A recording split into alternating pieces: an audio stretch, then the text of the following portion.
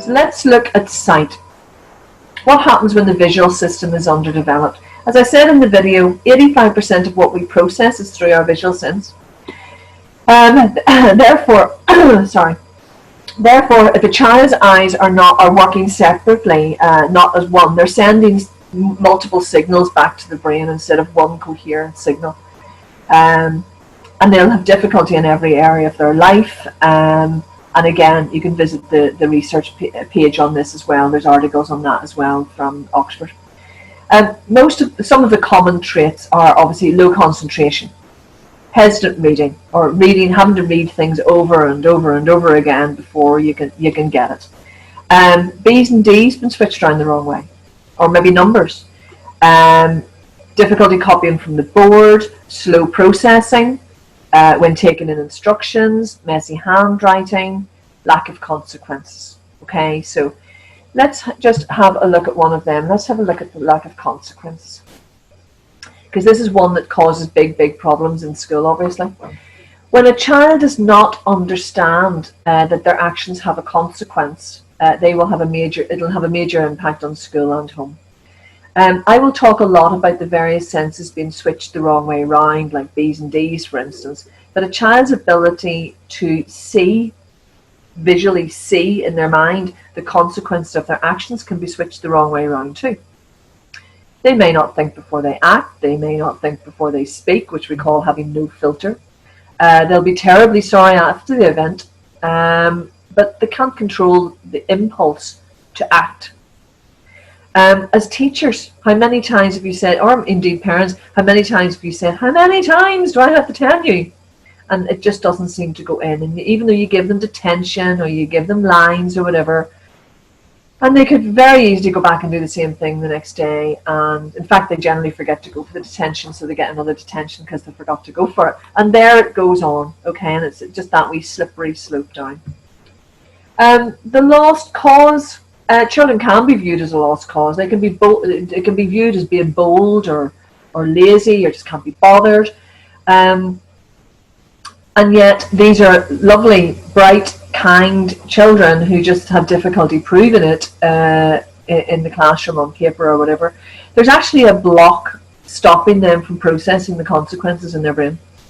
The same block can be stopping them from retaining spellings, instructions, and enabling them to tell the full account of the right way about the fight in the playground. Where I hear children all the time saying, "Oh, I get blamed for everything." It's always I'm always getting the blame, even though maybe they were trying to stop a bully hitting somebody else. They're in trouble because they maybe pushed the bully. So let me explain this on a. Let me see, where's my pen gone? There it is. On an analogy, okay? You can all see me okay? See me big enough? Yeah? Okay. So imagine, now you're going to have to use your imaginations here. Imagine this is not a pen, it's a hose pipe, okay? And we put the other end of the hose onto the tap, you turn the tap on, and you expect the water to flow, and nothing's happening. And you go, there must be a kink or a blockage in the pipe. So you leave the hose pipe down, you go and undo the blockage, and now the water's flying everywhere. Because the water was turned on, but something was stopping it from getting out. Now, you saw my neural pathway picture in the office. If you imagine the same situation on a neural pathway in a child's brain, okay? Can you see my finger okay? Because I can't see myself actually. Let's see if I can see. Yeah, okay. So if you imagine instructions going in, spellings going in, and in this case, consequences going in, okay? They're not getting past the blockage, in which case my knuckle, right? They're not getting past it to get into the store cupboard. So the child who gets detention, you think, right, they'll not do that again because they didn't like having to stay behind after school. But as I said, 2 days later, there can be a detention again, and you're like, why did they not get that? It didn't get into the store cupboard to be able to go, I'm not going to do that again because that was hateful. I was late home from school. Mommy cracked it, So that information is just going in and falling straight back out again, which again holds true for spellings. They learnt, fall back out again because they don't get into the store cupboard, okay? More frustratingly for them, all the wonderful ideas they have in their store cupboard, they can't get out past the kink. So they have great ideas for a story, they can't get it out on paper. They have a great idea, or they want to tell you the right way about that fight, they can't get it out because it's blocked. And within this blockage is the chaos, the frustration, everything that's going wrong is held in here. So what our exercises do over time is remove the kink. So the information goes in, they get a detention, they go, not going to do that again, and they don't do it again because they can see now the consequence of their actions. They can also see how it hurts somebody else, and you can reason with them. All the wonderful ideas they have in here, they're starting to be able to prove it on paper, prove it in speech. So therefore the frustration comes down, their ability in the class goes up, and so that they no longer have a reason to distract everybody else because they can take in what the teacher's saying and go, okay, is that it? All right, let's get on with it. Okay, so this is very important to remove this kink. Okay, let's look at handwriting. Actually, before we look at handwriting, let's think about handwriting. Let's think about what's involved in handwriting. There's a pen grip for a start. I mean, lots of kids come into us and that thumb is over there. Once that thumb goes over, that you're using muscles right up to here in order to write. Okay, so you're exhausting. We talk about these kids having to work 10 times harder than they should have to. This is why they're using 10 times more muscle power just to hold a pen. Okay. So the pen grip, there's judging the size of the letters when you're writing a sentence. Are the letters the right way around? Judging the spacing between the words. Judging the end of the line and not writing up the margin. Staying on the line. What am I writing? What am I actually trying to write? Are the words in the right order? And does the story make sense? How do I spell the words? There's a lot involved, and of course I used to be standing over my son and just going, just write the sentence, as if it's the easiest thing in the world, and yet it really, really isn't. So let's have a look at some handwriting. So this was a child that came to us, and it's very big, as you can see. I mean, there's no differential between big letters, small letters, etc. And this is 17 days later. The father sent this in. Okay, he was a child I was supporting in England on Skype actually a couple of years ago, and the father cried on Skype with me, and I said, John, I hope they're tears of joy. And he said, Susan, he says, we were told Sam would never be able to write, and there's his writing really coming into line, and it's even got better since then. And then we have the pictures that really we think sum up the work that we do. So Joseph came in to us and asked me for a page. Joseph's aged 8, and he came in and asked me for a page. This is called Chaos to Clarity, and he drew that. Now, we told him it was brilliant. It's a dinosaur. You can see the head, you can see the tail. There's a couple of legs coming out of the back, but you can see the distraction in that child's head, because he started drawing the dinosaur, but then he started drawing a couple of trees, and then he drew a bit more of the dinosaur, and then a few bees, and various things going on around. That is a mirror image, as you would know, of what is going on in that child's head. Now, 6 months later, the mother had, obviously, I'd been talking to her. In fact, she'd phoned me the night before she was coming in because she was so excited. And she says, Susan, Joseph is now off his IEP. So that's his individual education plan of support for the child in class. He had been bottom of the class, and he was now right up to his chronological age where he should be. His reading scores and everything had come up. And so we were really pleased, couldn't wait to see him as usual. And then he comes and he asked, talking away, and then he asked me for a page, and he started drawing.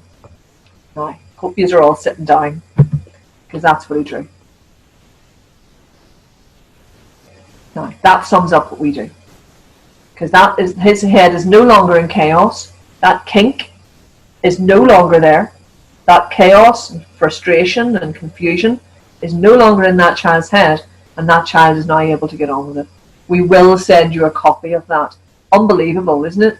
It's unbelievable, okay? I think it's probably a better dinosaur than I can draw now, actually. But again, as I say, I can't stress enough, it sums up what we do. So how do we do it? How do we develop the vestibular system? Okay, so see, whenever we see a child on Zoom, and it's myself or John or Mary McGuigan, who's a teacher, or Patricia McCarthy, who is an occupational therapist, all of whom work for me. Once we see a child on the balance board and we start doing, say, the eye exercise that I showed you on the video, or we hand them a bean bag and we see them throwing a bean bag, we can tell within 30 seconds what is going on with that child, what difficulties that child is displaying in the classroom, at home, whatever. Okay, we don't need a diagnosis. We just see the child. Okay, because we can tell it all from just looking at the physical body and how it's moving and how the eyes are moving, most importantly. Okay, so here's another little video. This is Joel. Joel came to the office and I did the eye exercise with him, and you'll see a bit of how we work with children. Okay, this video usually makes me well up. Okay, so I hope you have tissues ready. And then I think it's 3 months later, the mother sends us a video of the eye exercise as it is 3 months later, and there's a stark difference. Okay, so again, I'll just big this up for you as well. Nothing more than that, just something for you to watch. Okay, Daddy, are you ready to do it? No, straighten your knees up. Ah, shoot. Nice and tall. Okay? Just you watch. I'm not going to let you fall, Joe. Okay? I promise I'm not let you fall. Just you look at the wee thing and I'm just kind of trying to keep your head still. Keep going. Keep going. That's it. Do that. Keep looking at it again.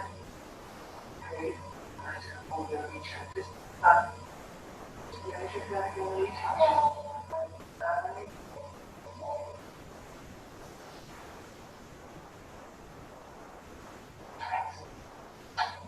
Try to let your hands sink. Excellent. You can keep your hands. Brilliant. That was excellent. Right, stay together, right? Take your feet.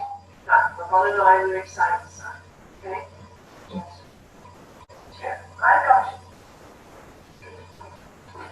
That's you. Ready? Okay. Lovely. Okay. Right. Here. Yeah. I know it's not easy in your eyes, but I'm only going to be another few seconds. Okay? Walk back. Excellent. Okay? Can you see that many facial muscles are being used to use his eyes? Which they shouldn't be used at all. Okay? When he's exhausted, right? And you know, but you can see the disconnection in that bit. Okay? Maybe you see those time I finished this 15 minutes ago, maybe you can get rest.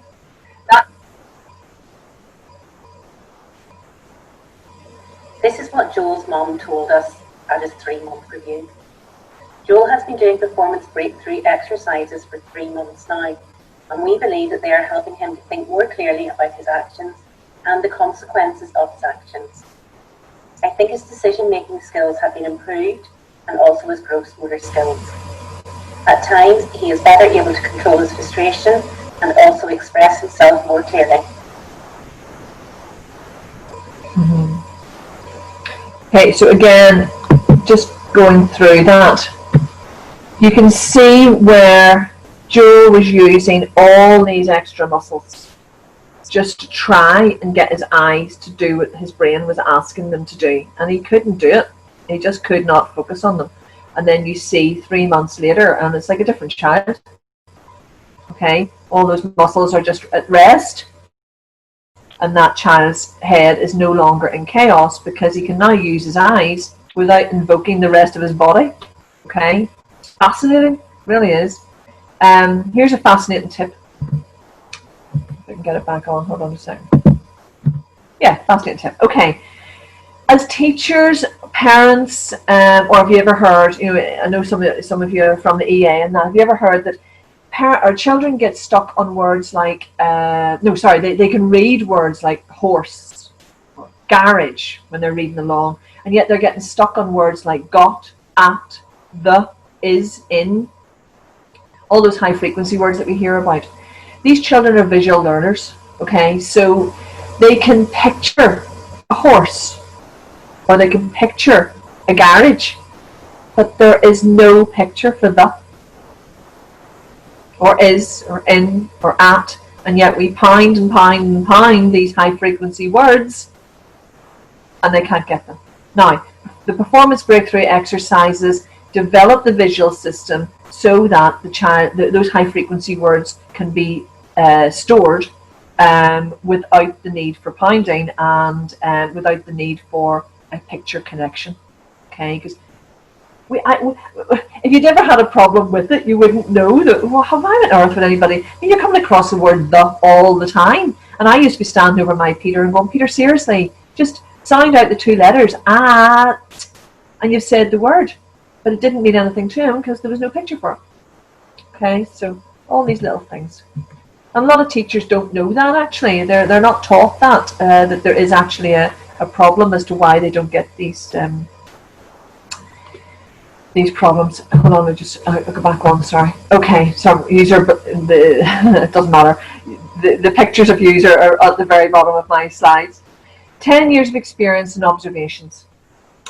We have observed children for 10 years, and in that time, every single child that has come to us that has had difficulty tracking and focusing on an object has had difficulty concentrating. Now, not perhaps to the same degree as Joel had, but unfortunately we didn't take the video at the end of that wee session, but it was remarkably different by the end, once he started throwing bean bags and watching the pendulum ball. So within a few months, as you saw from Joel, their eyes are and their concentration levels are right up there. Okay, so let's look at that's the sight. Okay, so let's look at sound.